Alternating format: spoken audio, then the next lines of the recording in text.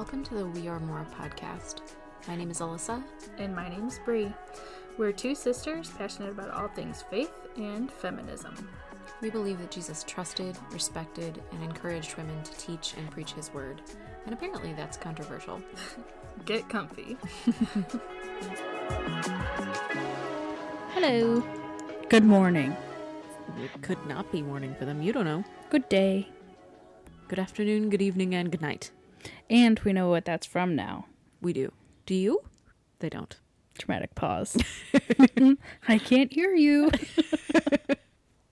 Sometimes I really, I ask questions and I expect a response. And then I think, this is a podcast. Like on Dora the Explorer, when they just stare into the abyss. That's actually super eerie. I can't do that. I know. It creeps Do me you right know out. where the map is? The map. I don't like that. I'm the map. I'm the map. No, now everyone's turned it off. They all left. I took a poll. That's my favorite thing to do. Didn't you totally throw a coworker off the other day with that? Yeah, she was like, you should go look in the mirror because your eyeliner has gone all out of whack. Because I was crying from a joke that she made. And I said, no, I just took a poll. Everybody here said I looked good. She got really confused. That's one of Bree's go-to phrases. Mm-hmm. If she's trying to make you feel inept. I just took a poll, and everyone here says you're stupid. So next time you're in an uncomfortable situation, or you want to win an argument, there you go. That's what you gotta do. There's just certain key phrases, and you know how Gilmore Girls, when you would buy the box set, would come with like this little pamphlet of Gilmoreisms. You are aging yourself in a big way. They know what I'm talking about. There was this little pamphlet and it said Gilmoreisms, and it was like just a key for all of the references and nonsense that they say. And I want one for myself. I mean, I would write one for you, but it would take me a year and a half. Yeah. There are so many references, and most of them come from The Grinch. Yeah, a lot come from The Grinch. Some of them are just flat out nonsense, made up garbage. Some of them are from really obscure stuff too. Like there's something we say, oh, this is our podcast, not yours. And didn't that come from like a drag queen podcast or something? Yeah. Like no one else is ever going to get that. You're going to think, oh, those girls are brilliant. They made that up themselves. Mm-hmm. But no. Almost everything I say I stole. Don't you love to hear that? Those of you out there listening. Well, I mean, like ChatGPT. Everybody thinks it's unique and different when they ask ChatGPT to write them a strongly worded response to a coworker. But really, it's just pulling all kinds of information from different corners of the internet. And that's what you're doing? You're the ChatGPT of people? I'm pulling all my references from different corners of my brain and turning them into mush.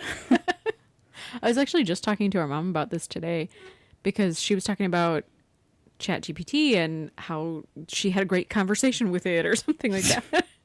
And I was like, did you know that ChatGPT creates a personality? It's got a bunch of different personality options like in its background.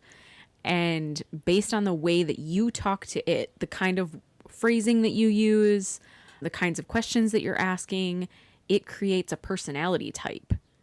That's bizarre. It's specific to you. I feel like I'm not on there that often other than like, write me this. Mm-hmm. Write me a 1-star review for a certain church, that I'm thinking of.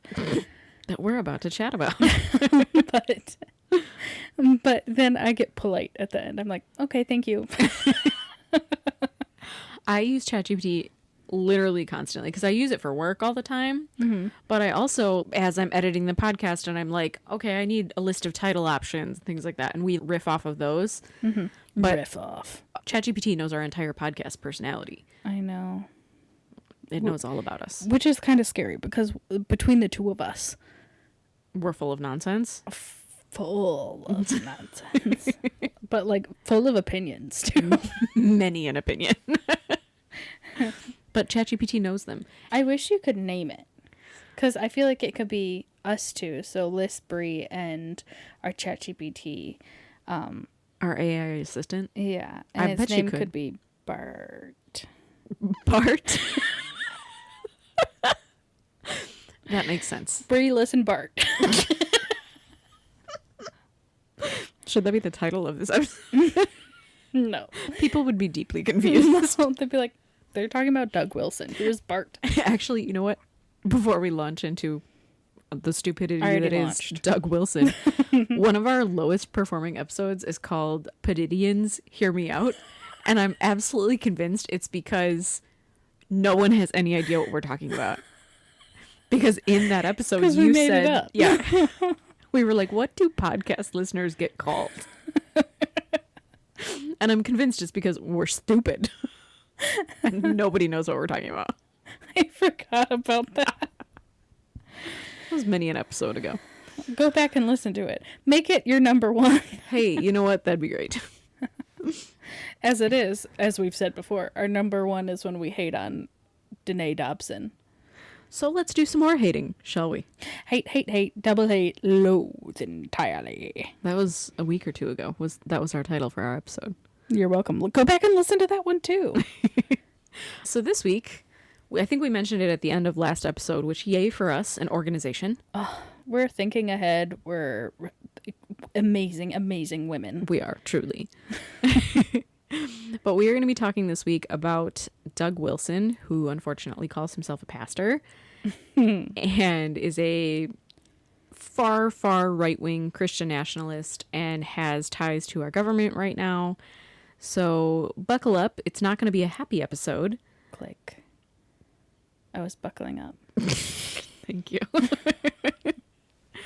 But hopefully we will help keep you a little bit more informed, because I think that's the crucial part of this for all of us today, is to stay super informed on what's going on and speak out against this. Well, I think throughout history you can see the extremists, right? Mm-hmm. On both sides of the political parties. And you don't often pay them too much mind because they are extremists. Mm-hmm. They don't really generally represent what's going on in our government. Mm-hmm. But right now, it is Right. representing what's going on in our government. And if you don't know who Doug Wilson is, like you said, he's a pastor of a church in Moscow, Idaho. And it's a CREC church, which is Communion of Reformed Evangelical Churches.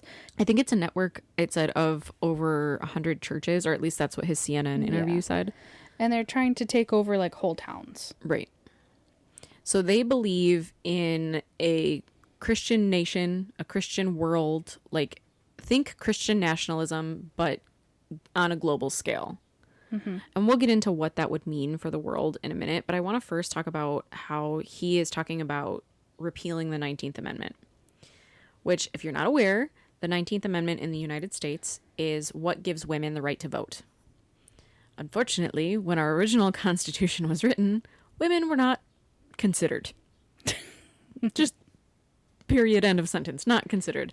And so it took 19 entire amendments to get to the point where women won the right to vote. Mm-hmm. Now, that amendment was ratified in 1920, and it allowed over 26 million American women to vote. It gave them that right.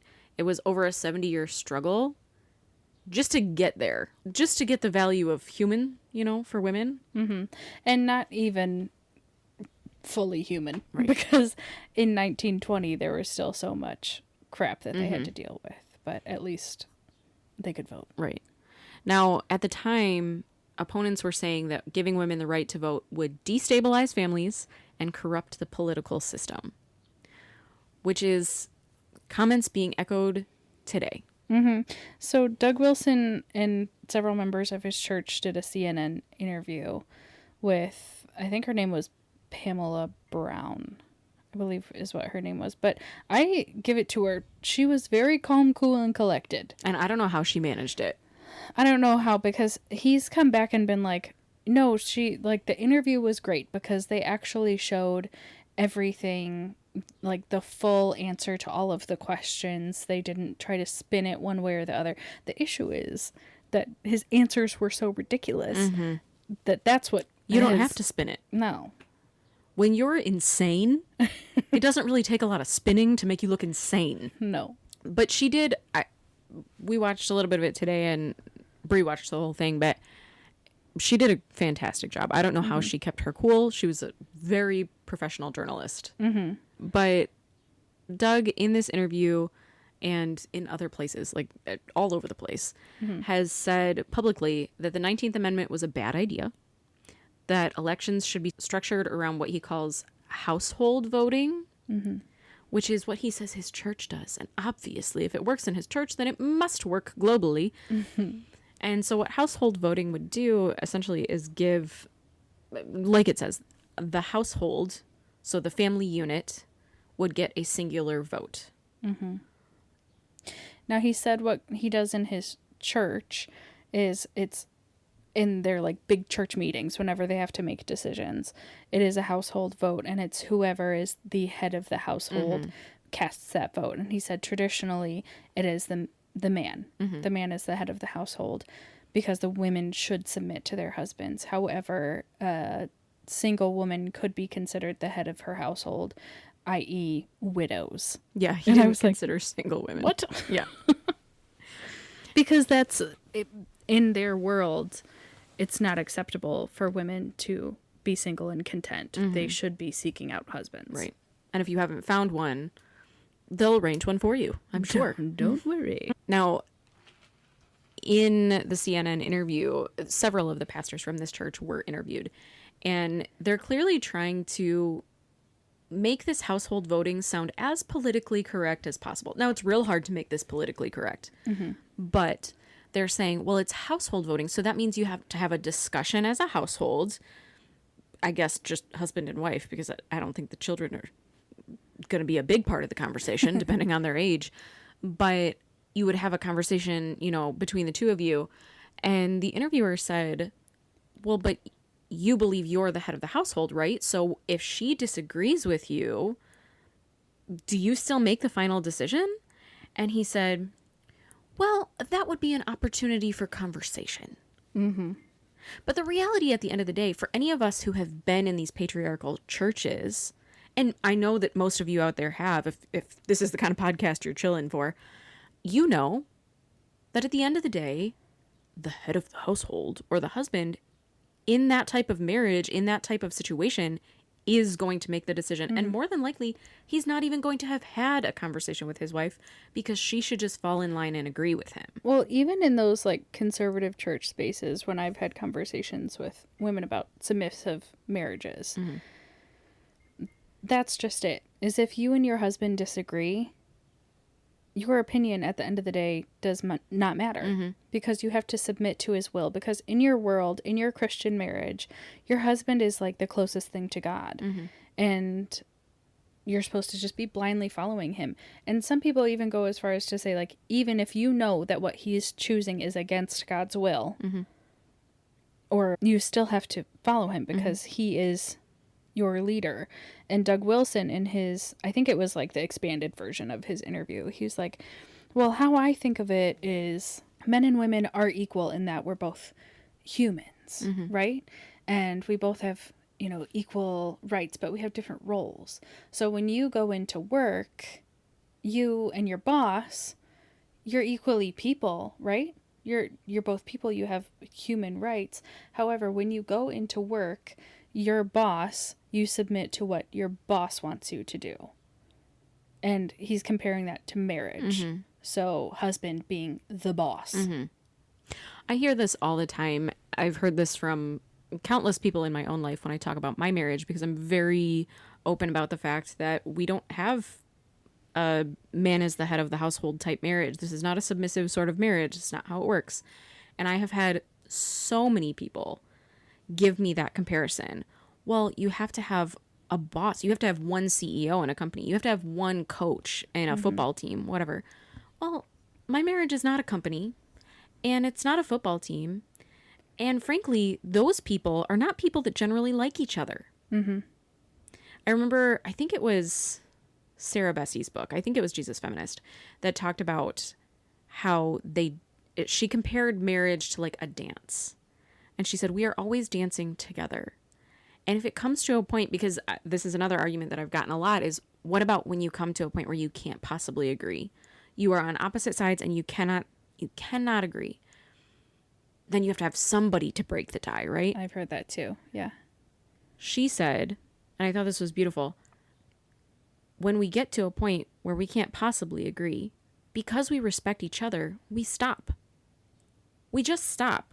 We don't make that decision. We stop.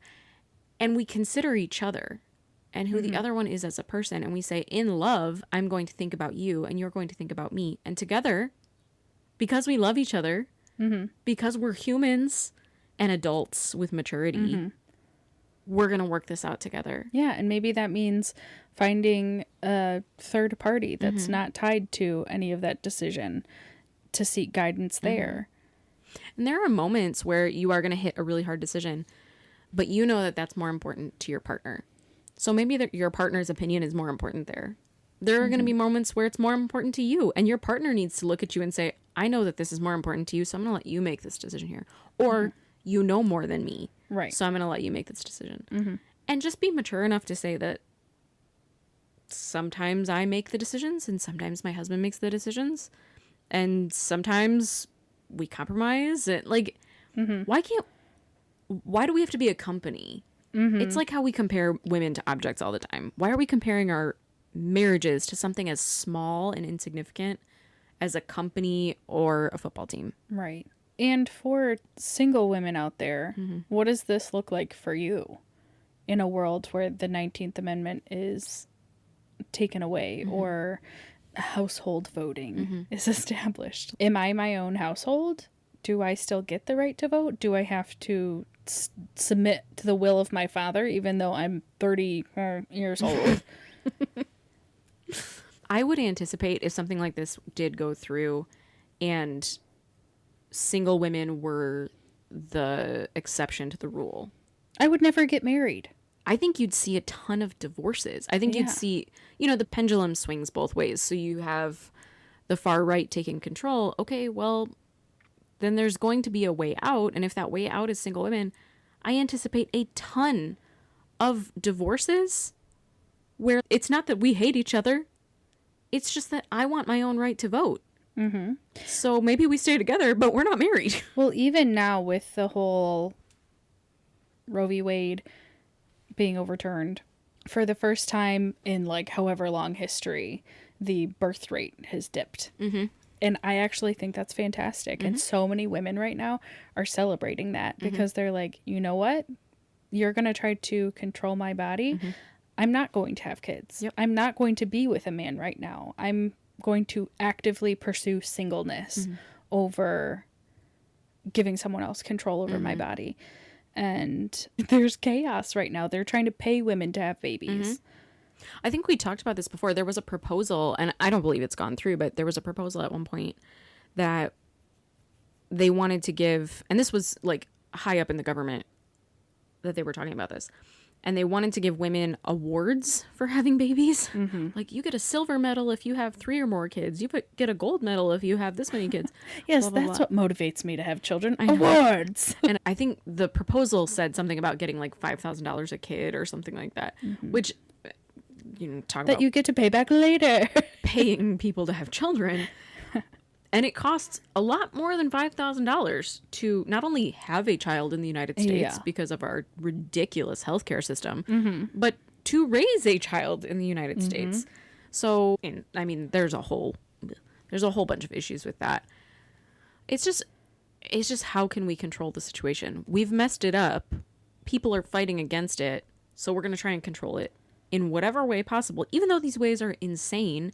And the only time that's ever been enacted, something like that, where they're giving awards, was in Nazi Germany. Well, there's so many comparisons right now. So I think it's also important to talk about some of the quotes from him and people around him and how he speaks about women. Because it's not just, the idea is we totally respect women. We totally respect women. We just don't think they have the same role as men. That's the party line. Separate, but equal. Not, but that's what we're going to pretend. So let's talk about some of the quotes.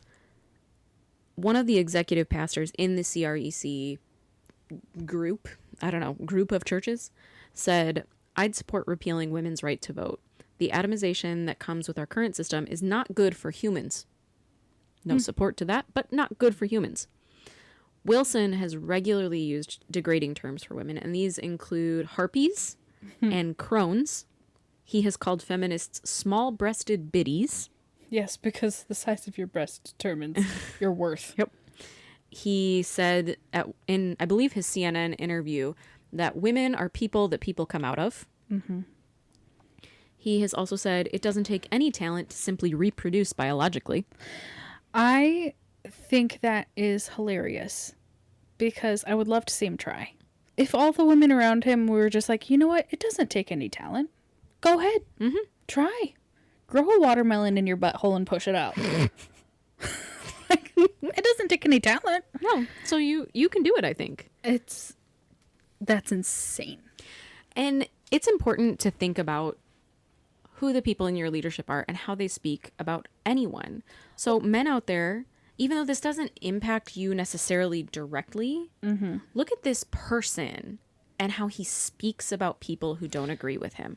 Or from a Christian perspective, being able to create another human is a miracle. Mm-hmm. The way that God put everything together is a miracle. Mm-hmm.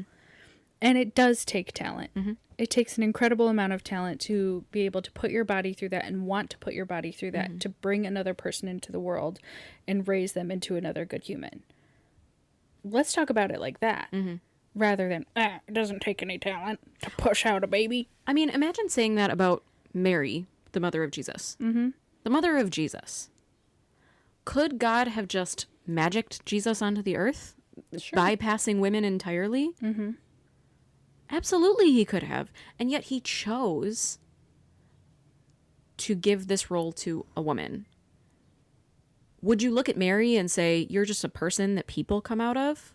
Mm-hmm. Would you look at her and say, well, that took no talent? No, of course you wouldn't, because frankly, that would be blasphemy. Yeah. And yet that's exactly what he's saying. Exactly. That's 100% what he's saying. He's looking at all the women of the Bible Because and he saying does that to them. not look at women. He doesn't see them as people. Mm-hmm. He doesn't see them as equal. He does not respect God's creation. Mm-hmm. And that's the bottom line. Mm-hmm. He said something super upsetting about, I guess he was a submariner back in his day. And he doesn't believe that, shocking, he doesn't believe that women should be in the military either. He doesn't think they should be in combat. What? That's astounding for I this know. type of person. I know, so astounding. But his reasoning for that was, he's like, I was on a submarine, there was 172 men and 3 women. Do you think that was a good idea? And the interviewer was like, tell me more. Why don't you think these women were capable of doing, what you were doing? And he's like, well, you have 3 women and 172 horny men underneath the water for 3 months or however long it was. And the issue was not, he didn't put it on the men saying like, no, you should control yourselves. You should be able to control yourself around another human person and not feel like you get to take advantage of that person. He said, now women can't be in combat because men can't control themselves. Well, let's talk about how this kind of attitude relates to violence against women. Now, Doug Wilson is on the record as blaming feminists for rape culture. We looked up how he links the two together, and I am so thoroughly confused. But essentially, he says that women should be depending on men to keep them safe from other men, like strong Christian men to keep them safe from the bad men. Yeah. He said women need godly masculine protection against ungodly masculine harassment, and women who reject this protection are technically agreeing on the propriety of rape. This reminded me, I was telling Brie earlier, of, like, have you ever seen a mafia movie where, and maybe this really happens real life, I don't know, I don't have a lot of experience with the mafia personally, but in, like, the movies, the mafia members will go around to small businesses and they'll say, you have to pay me this much a month for me to keep you safe, to protect you. And if you don't, then I won't protect you, then you won't be safe, whatever. But it turns out that the people you need to be safe from are the mafia in the first place. So they're threatening you with not protecting you from themselves. Because if you fall behind in your payments, then you better watch out. You're going to lose a hand. Right. Or wake up and there's a horse head next to you. Exactly. I assume.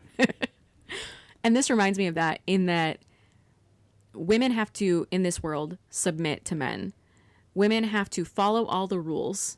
They have to not fight for their own rights, not talk back, not say anything really against the men in their lives, not just their husbands, all the men in their world. And if they don't have protection from the bad men, I guess. But let's also talk about the fact that how many pastors have we heard of recently? Pastors who are supposed to be these good, godly men, right? Oh, yeah. That have assaulted women in their churches. I mean, Or children in their churches. Exactly. It's everywhere. So who exactly are you protecting me from? Exactly. There was something he was on record. He, is against so many things, specifically like gay marriage, women in general. I mean, the existence of gay people. Yes. The existence of women. He was very against drag queens. We don't need drag queens in our schools reading to kids.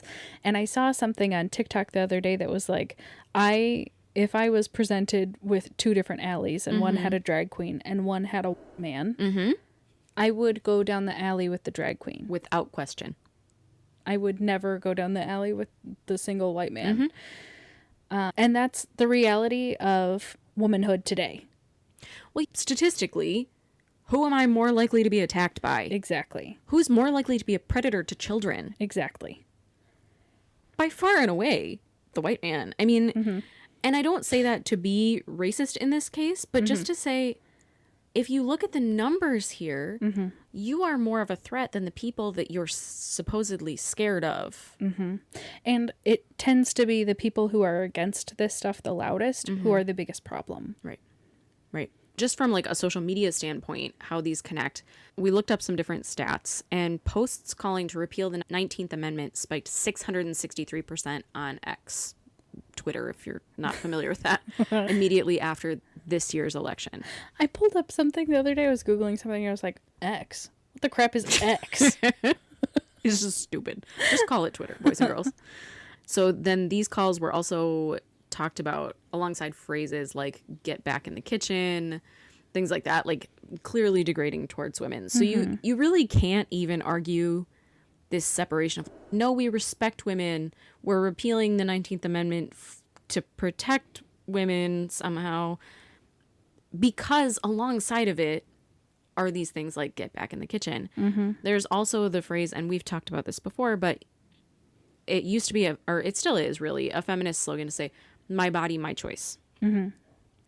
And I believe during the last election cycle, a man named Nick Fuentes said, your body, my choice. And that has trended in a huge way. It's, according to stats, mentions of that phrase spiked 4,600% on X. I remember like hearing my friends who have kids in school, boys were starting to say that in the schools because they think it's something funny or something, just popular on social media. They don't understand the full context of that. And the threat of it to women. Because what you're saying in that, it's not some like funny, oh, haha, I'm just making fun of blah, blah, blah. And I understand that like teenagers don't understand long-term effects. Their brains haven't fully developed. But at the same time, like parents, you need to be the ones stepping in with your kids and preemptively saying, hey, I've heard the kids are talking about this. Let's have a conversation. Do you know what this would mean? Yeah. What are you looking at on social media? Right. What are your friends talking about right now? These are the consequences of it. This is not okay. This is not something acceptable that we say, because we respect people. And it doesn't matter what gender they are. We respect people. Yeah, but clearly that's not being talked about because, and it's not just, at this point, it's not just a Christian nationalist movement. Unfortunately, it's attracted really any men who seek out power for themselves.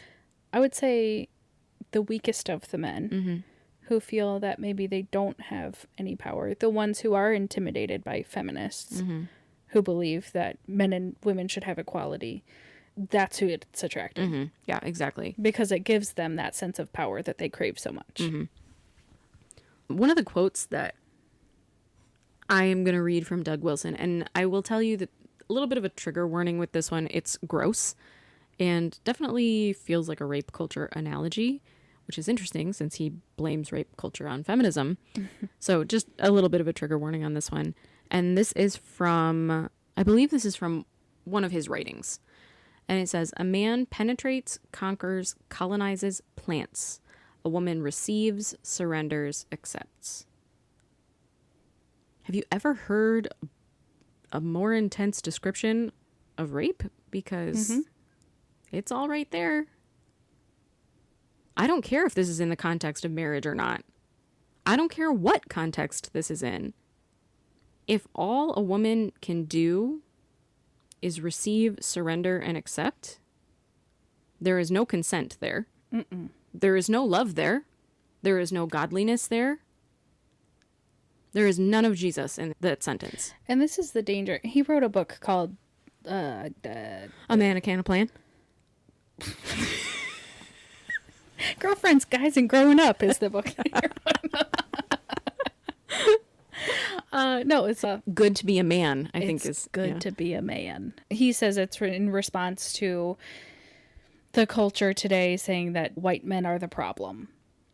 And so he's like, no, it's good to be a man. Let's raise up our men because they need more morals.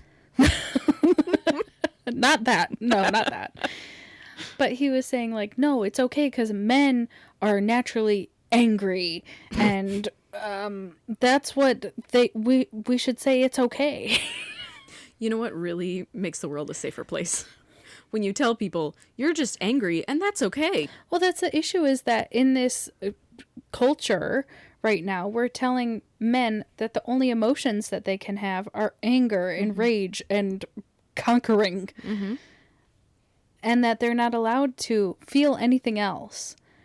And that's the problem, is that we're also telling men that they can't be human. If you tell someone that the only emotions they can have are negative emotions, what does that do to you as a human? It makes you feel like not a human. This isn't, and I know we've harped on this before, but patriarchy doesn't just hurt women. Christian nationalism doesn't just hurt women. It hurts men too. Because if you have to go through life thinking that all you are is anger, all you are is hot-headedness, all you are is a leader, and you can never be anything less. That is a sad life. It's a sad life. And then that also puts pressure on women too, because we're saying you can't have anger. You can't want to be a leader. That makes you less of a woman. And so these strong women who have callings to leadership and strength and power, we're dimming their light. I will say I went on his church's Google page and gave them a 1-star review. You were not the only one either, correct? I don't think so. I saw a TikTok from a pastor that I really like, and he was talking about Doug's education level and his ordination, things like that, because this is not a standard Christian denomination. So like, where did this come from? What happened here? And he said, who ordained Doug Wilson? Doug Wilson. Where did Doug Wilson get his education? From Doug Wilson. So I went online and I did some research to see where he got his education. Now, I'm not saying that you absolutely have to have a theology education in every kind of pastoral context. However, if you are going to be the head of a whole sect of Christianity, maybe you should have some education from someone outside yourself. Because if it's just you, then you're an echo chamber and you're just making your own conclusions. So Doug has a BA in philosophy and a BA in classical studies from the University of Idaho. He also has his MA in philosophy from the University of Idaho. And that is all. There's no theological training here. He did not go to seminary. He was not ordained by any governing body or any outside sources. Doug's opinions come from Doug's disgusting, festering soul. And I think that's important. I think it's important to look at what influences the people you're listening to have. Where do their educations come from? Who are they listening to? Where did their thoughts and opinions come from? Because you can read the Bible and I can read the Bible and we can have totally different opinions just reading those words. But then we can look at other resources. We can take a class. We can listen to professors. We can listen to historians and theologians who give us historical context and say, well, no, this is kind of what they were talking about. And you can pull all of these things together and have a broader, more accurate view of what the Bible is saying. As opposed to if I just read it in my own, in the corner of my bedroom. In my own little corner, in my own little chair. Exactly. You can be whatever you want to be. And that's Doug took that to heart. He took that message to heart. He watched Cinderella and he said, listen, I can be a princess too. And one of the biggest problems with Doug, and I think we mentioned this in the last episode, is that he has the ear of the government in the United States right now, which really probably is not a great surprise to you. But one of the people who attends one of his churches is Pete Hegseth, who is the United States Secretary of Defense, who has gone on record in interviews praising Doug Wilson and his church. Pete Hegseth, who has started prayer time in the Oval Office. These are people who are calling for a Christian nation. But what Jesus didn't do when he came to the earth was create a Christian nation. What Jesus didn't do is come back as a political leader or come back as a military leader. He did not say to his disciples as he was rising up to heaven, go into the world and force them all to believe in me violently. God gave us free will. If he didn't want that for his people, he would have not given it to us. He would have said, naturally, because you are born, you are going to turn your eyes to heaven and believe in me. But he didn't. He said, everybody gets to choose what they want to choose. And yes, I want you to choose me through love, but that's your choice. And I see so many Christians praising this, like prayer time in the Oval Office, and the speaker, she's the press secretary, I believe. Yes. Is constantly wearing a cross necklace and all this stuff. And it's all of this Christian imagery, not really Christian concepts, because we wouldn't want to go that far, but like appearance of Christianity, I guess would be the best way to say it. Frosting on a poop pie. There you go. And I do not celebrate that. I do not celebrate that because it's forcing Christianity. I keep using the air quotes, guys. You can't see them because this isn't real Christianity, but it's forcing the idea of Christianity, I guess, down the throats of people who have different belief systems. To me, it's not true Christianity because Christianity is supposed to be love. Loving people despite their beliefs, despite their gender, despite everything, right? Unconditional love. What I'm seeing is power. And I'm going to wear a cross and I'm going to pursue power at all costs. And that is not okay with me. Because would you feel the same in the United States of America if it was a different religion? Exactly. Would you feel safe? No. Yeah, if they're up there having prayer time to a different God, how would you feel about that? Would that make you feel like you had a place here? No. All that's doing is attempting to force another belief system down your throat. And you want to know what people are not receptive to? Having other belief systems forced down their throats. Right. I saw a cartoon the other day. I'm actually not sure where it came from, but it said, it was two groups of people, and it said, the difference between you and me is that you use scripture to determine what love means. And I use love to determine what scripture means. Actually, that's something that I noticed in the interview with Doug Wilson. Pamela would ask him a question, and rather than giving a direct answer, so, hey, I heard that you want to repeal the 19th Amendment. Is that true? He responded with scripture. And he's like, well, let me give you an analogy, or, well, let me tell you what happened in Acts chapter whatever, blah, blah, blah. But would not give a direct answer. It was always like, let me give you some scripture. Let me give you some scripture.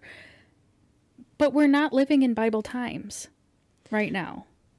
And even within that, how many women have we, I mean, we're on episode 70, I think now.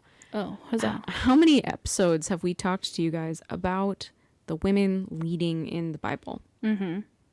So in order to get to this place where women have no role in leadership, where you scroll through the leadership of Doug's church and it's 75 white men. And then two at the bottom, two women at the bottom. That are and one's a secretaries. secretary and one's like an admin. In order to get to this place, you have to just ignore massive chunks of the Bible.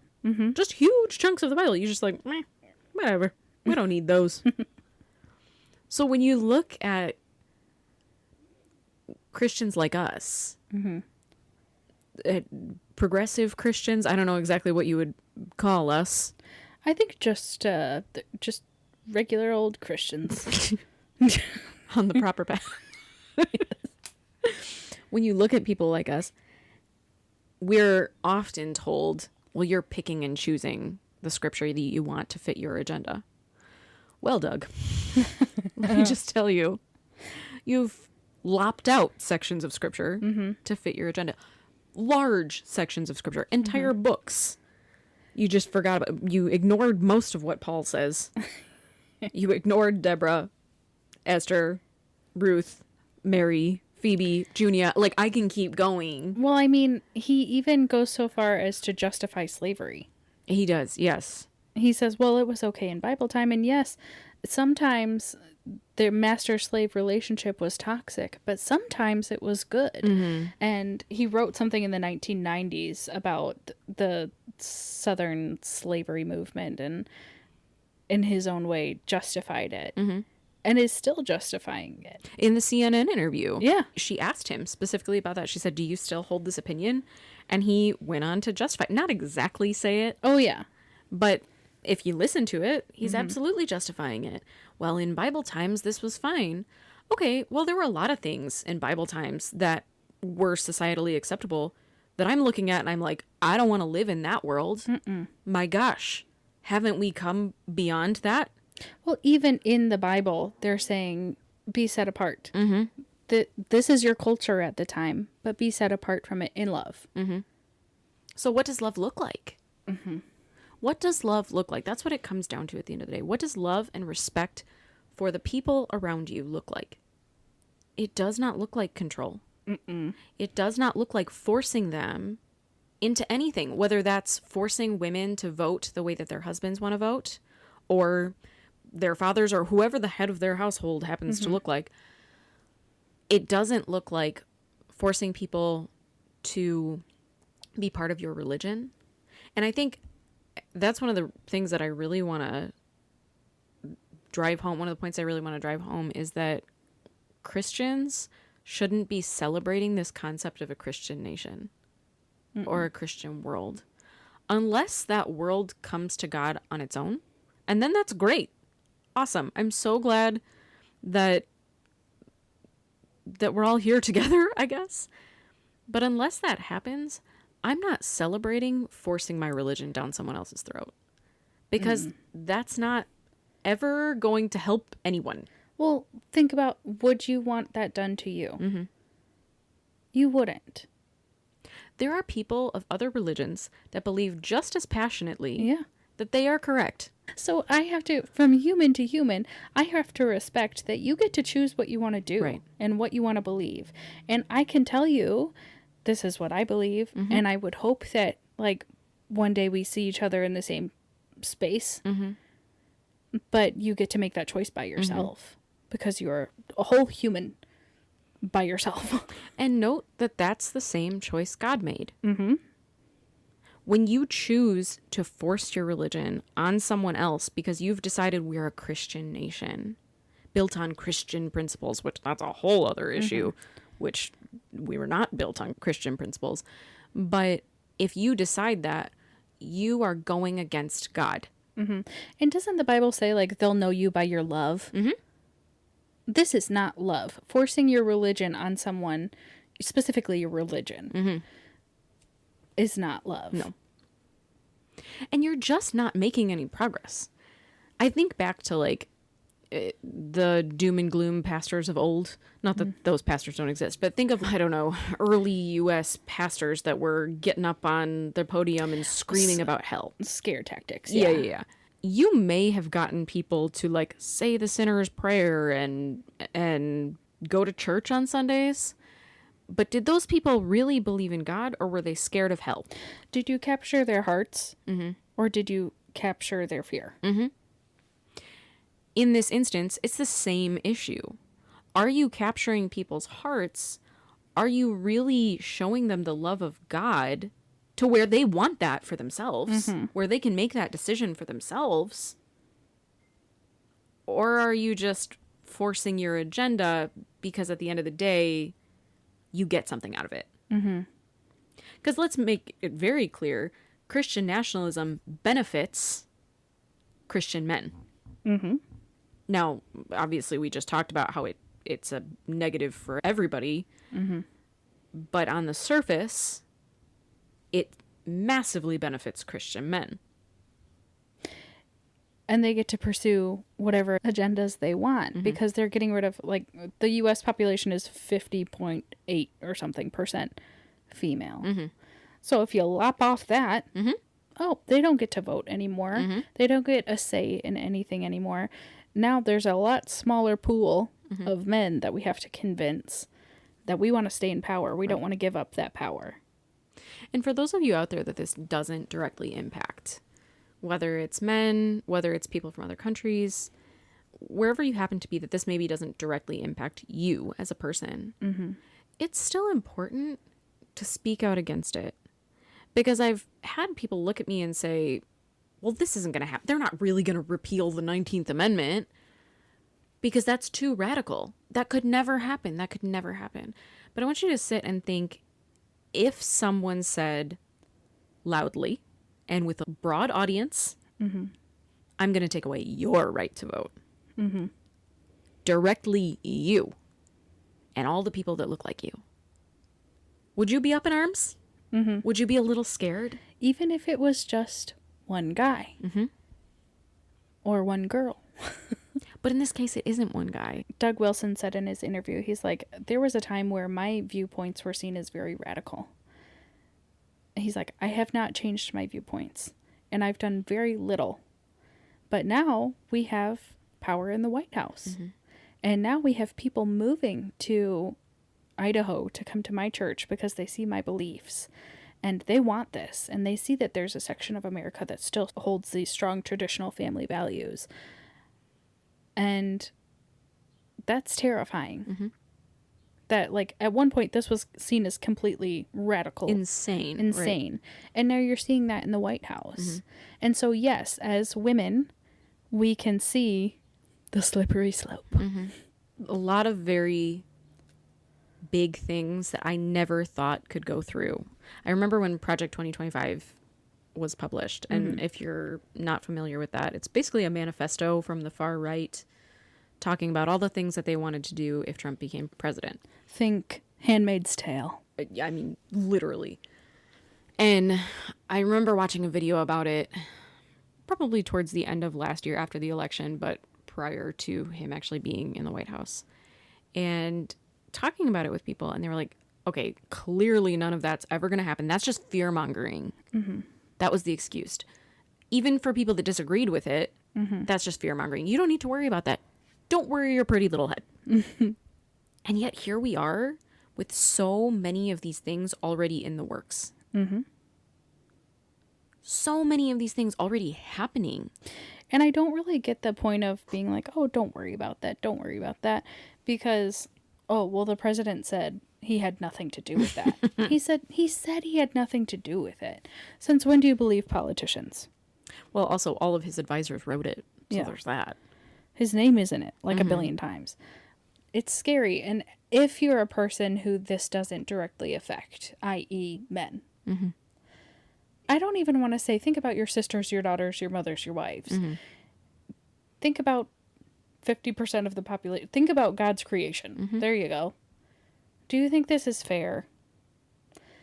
And even if it doesn't directly affect you, speak out about it.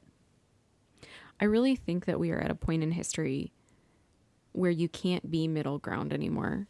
And that's sad to say. I don't like saying that because I think being middle ground is normally pretty great because you can see both sides. But we are at a point where you can't not pick a side anymore because there is so much violence against women. There is so much violence against the LGBTQ community. There is so much racism. There is so much horrible stuff coming out of our government right now that, and honestly, I've heard a lot from globally that this is impacting because the U.S. unfortunately has a very broad influence. So this is affecting the globe and other things that are going on in the world right now. History will remember you as complicit if you don't stand up and say something. If you don't stand up and do something. You don't have the luxury to sit in the middle quietly anymore.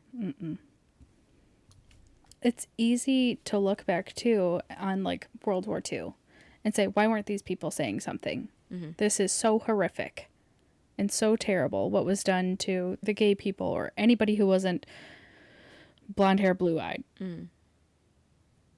But we're living through that time again. And are you going to say something now when you have the opportunity to? Do you want to be the person that stood by? This is a quote from Jane Goodall. And, you know, this is from some time ago, so there you go.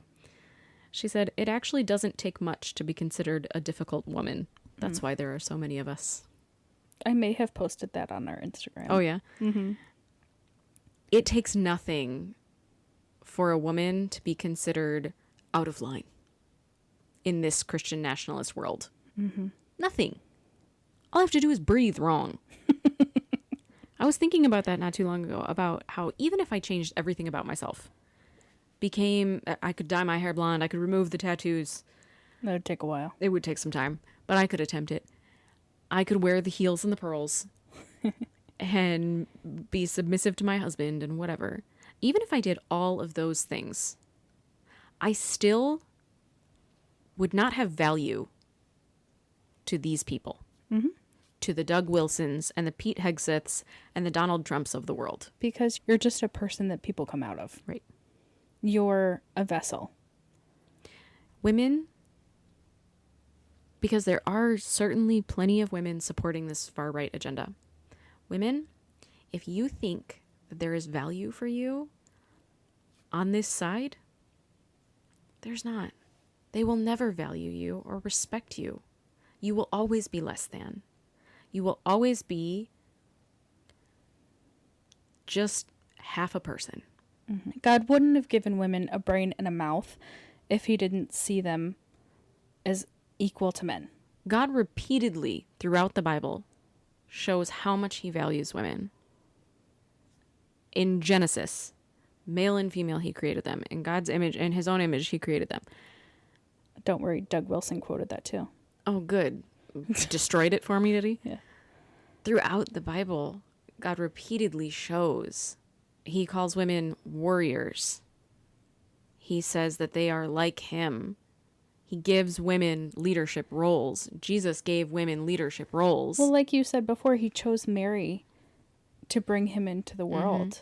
He submitted himself to Mary to be able to enter into the world. He didn't have to do that. No. It would have been probably easier, simpler, just to magic Jesus onto the planet. But throughout the Bible, God shows how much he respects women. So accept nothing less. Accept nothing less than who you are in God's eyes. And that's all. That's all I have to say about this. Fight for your right to party and vote.